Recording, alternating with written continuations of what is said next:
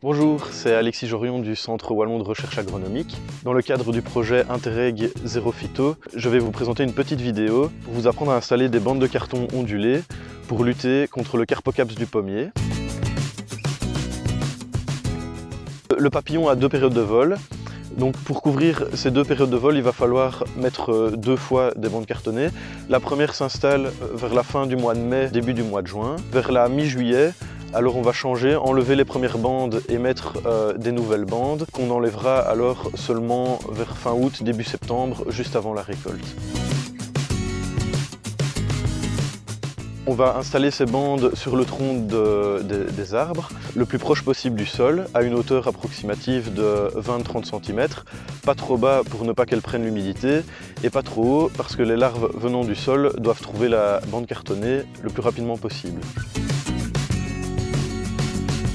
Pour installer les bandes, on va mettre le côté ondulé contre le tronc du côté intérieur et faire au minimum 2 fois le tour du tronc.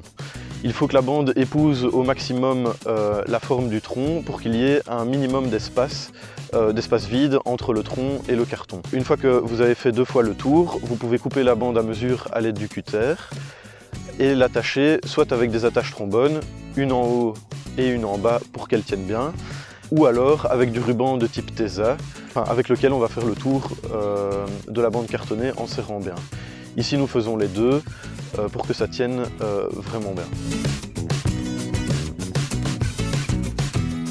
Pour enlever la bande, c'est très facile. On coupe le Tesa à l'aide du cutter ou alors on enlève les attaches trombones et alors on déroule la bande autour du tronc. On peut voir que souvent des perce-oreilles ou forficules installent leur gîte dans la bande cartonnée. Comme ces insectes sont très utiles, on veillera bien à les évacuer avant de détruire la bande parce qu'ils sont notamment prédateurs des pucerons qui sont des nuisibles. Donc ce sont vraiment des insectes utiles qu'il faut préserver dans le verger. Il est possible également qu'il y ait des araignées qui sont aussi très utiles, donc on veillera aussi à les évacuer avant de détruire la bande. On peut parfois observer la présence des larves, soit sous forme de cocons. Donc ces cocons sont très discrets car la larve utilise le carton pour le faire, donc le cocon a une couleur similaire à celle de la bande cartonnée. Et parfois, de par l'enlèvement de la bande, ces cocons sont ouverts et les larves sont bien visibles. Donc ce sont ces larves jaunes, orange ou rose, avec une tête brunâtre, voire noire, que l'on peut voir ici sur l'image. Pour éliminer ces larves, on peut soit brûler les bandes cartonnées, soit tuer les larves directement à l'aide d'une pointe de couteau ou en les écrasant avec le doigt.